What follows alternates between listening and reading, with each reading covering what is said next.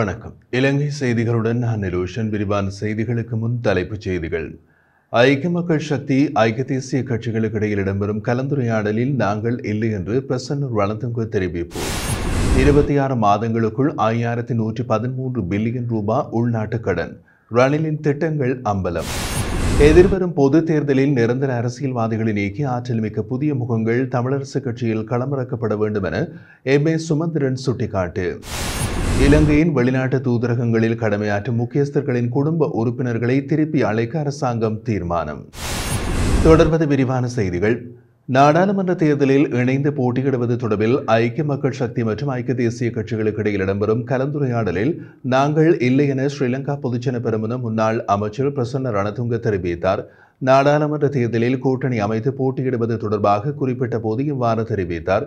மேலும் தெரிவிக்கையில், இடம்பெறவுள்ள பாராளுமன்ற தேர்தலில் ரணில் விக்ரமசிங்க போட்டியிடுவதில்லை என்று அறிவித்திருக்கிறார். அதனால் அவரை பிரதமர் வேட்பாளர் ஆக்குவது தொடர்பாக நாங்கள் அவருடன் கலந்துரையாடவில்லை. என்றாலும் ஸ்ரீலங்கா பொதுஜன பெரமுன கட்சியின் பெரும்பான்மை உறுப்பினர்கள் ஸ்ரீலங்கா சுதந்திர கட்சி மற்றும் இடதுசாரி கொள்கையுடைய கட்சிகளை இணைத்துக் கொண்டு பரந்துபட்ட கூட்டணியை அமைத்துக் கொண்டு தேர்தலில் போட்டியிடுவதற்கே கலந்துரையாடி வருகிறோம். அதே நேரம் ஐக்கிய மக்கள் சக்தியும் ஐக்கிய தேசிய கட்சியும் தேர்தலில் இணைந்து போட்டியிடுவது தொடர்பாக கலந்துரையாடி வருகின்றன. அந்த கலந்துரையாடல்களில் நாங்கள் இல்லை. அவர்கள் இரண்டு தரப்பினரும் ஒன்றாக இருந்தவர்கள். அதனால் அவர்கள் ஒன்றாக இணைந்து போட்டியிடலாம். ஐக்கிய மக்கள் சக்தி என்பது தாராளவாத முதலாளித்துவ கொள்கையுடைய கட்சி. அதனால் அந்த கட்சியோடு எங்களுக்கு இணைந்து செயற்பட முடியாது. எமது அரசியல் நிலைப்பாட்டுடன் இணைந்து செயற்பட முடியுமான குழு ஒன்று இருக்கிறது. அவர்களுடன் இணைந்து செயற்படுவதற்கே நாங்கள் முயற்சிக்கிறோம் என்றார். ஆட்சி மாற்றம் காரணமாக பதவி விலக வேண்டியதில்லை என்று மத்திய வங்கியின் ஆளுநர் கலாநிதி நந்தலால் வீரசிங்க தெரிவித்துள்ளார். கொழும்பில் நடைபெற்ற செய்தியாளர் சந்திப்பின் போது அவர் இந்த விடயத்தை தெரிவித்தார். அரசாங்கம் ஒன்று மாறியதற்காக சுயாதீனமாக செயற்படும் மத்திய வங்கி ஆளுநரும் நிதிச்சபையும் மாற வேண்டியதில்லை என்றும் அவர் குறிப்பிட்டுள்ளார்.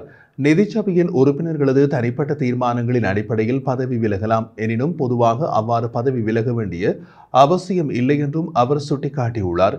புதிய மத்திய வங்கி சட்டத்தின் கீழ் நிதிச்சபை மற்றும் ஆணையாளர் குறிப்பிட்ட காலத்திற்கு நியமிக்கப்பட்டுள்ளதாகவும் தெரிவித்தார்.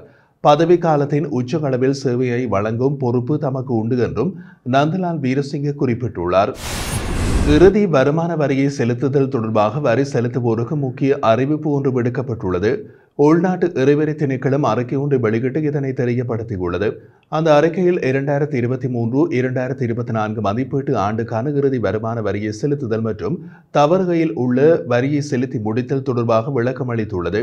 அதன்படி வருமான வரியை செலுத்த வேண்டிய அனைத்து நபர்களும் அந்த மதிப்பாண்டுக்குரிய அனைத்து வருமான வரியினையும் செப்டம்பர் 30, 2024 அல்லது அதற்கு முன்னதாக செலுத்தி முடித்தல் வேண்டும். அவ்வாறு செய்யாவிடில் வருமான வரி செலுத்தாததற்கு அல்லது தாமதமாக செலுத்துவதற்கு விதிக்கப்படும் அபராதம் மற்றும் வட்டி தள்ளுபடி செய்யப்பட மாட்டாது அல்லது குறைக்கப்படாது.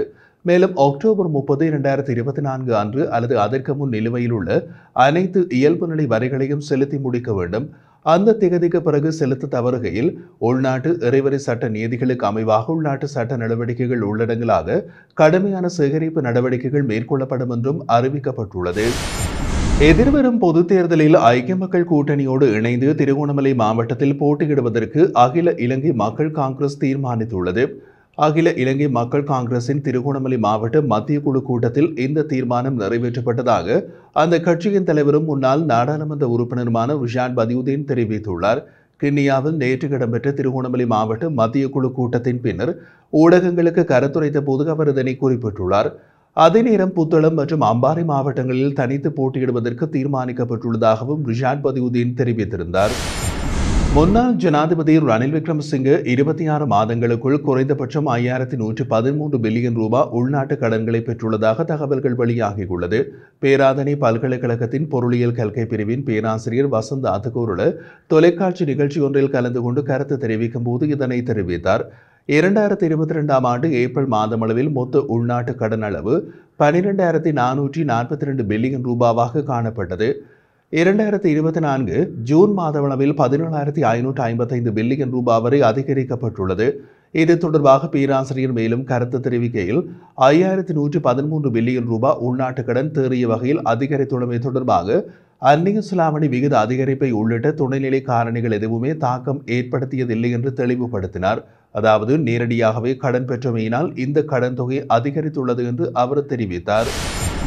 நாட்டில் ஏற்பட்ட மாற்றம் தமது பிரதேசங்களிலும் ஏற்பட வேண்டும் என்று விரும்பும் தமிழ் மக்களின் அபிலாஷைகளுக்கு அமைய எதிர்வரும் பொது தேர்தலில் நிரந்தர அரசியல்வாதிகளை நீக்கி ஆற்றல் மிக்க புதிய முகங்கள் தமிழரசுக் கட்சியின் சார்பில் களமிறக்கப்பட வேண்டும் என்று சுமந்திரன் தெரிவித்தார். ஜனாதிபதி அனுரகுமார திசாநாயகவினால் கடந்த செவ்வாய்க்கிழமை நள்ளிரவோடு பாராளுமன்றம் கலைக்கப்பட்டதுடன் எதிர்வரும் நவம்பர் மாதம் 14ஆம் தேதி பொது தேர்தல் நடைபெறும் என்றும் அறிவிக்கப்பட்டுள்ளது. அதனை அடுத்து சகல அரசியல் கட்சிகளும் இம்முறை பொது தேர்தலுக்கு முகம் கொடுப்பதற்கான வியூகங்களை அமைத்து வருகின்றன. இந்த நிலையில் இலங்கை தமிழரசுக் கட்சி இந்த பொது தேர்தலை அணுகவிருக்கும் விதம் குறித்து கருத்து வெளியிட்டுள்ள சுமந்திரன், எதிர்வரும் பொது தேர்தலில் தமிழரசுக் கட்சி போட்டியிடும் போது நாடளாவிய ரீதியில் நிகழ்ந்து வரும் மாற்றங்கள் எமது பிரதேசங்களிலும் நிகழும் என்ற கேள்வி பலரால் முன்வைக்கப்படுகிறது.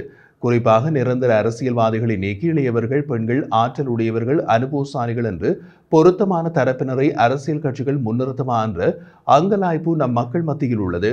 அதனை புரிந்து கொண்டு இம்முறை பொது தேர்தலில் ஆற்றல் மிக்க புதிய முகங்களை களமிறக்க வேண்டும் என்பதே என்னுடைய தனிப்பட்ட நிலைப்பாடாகும். எமது கட்சி உறுப்பினர்கள் பலரும் அத்தகைய நிலைப்பாட்டை கொண்டிருக்கிறார்கள். அதற்கமைய கட்சியின் மத்திய செயற்குழுவே இது குறித்து தீர்மானிக்கும்.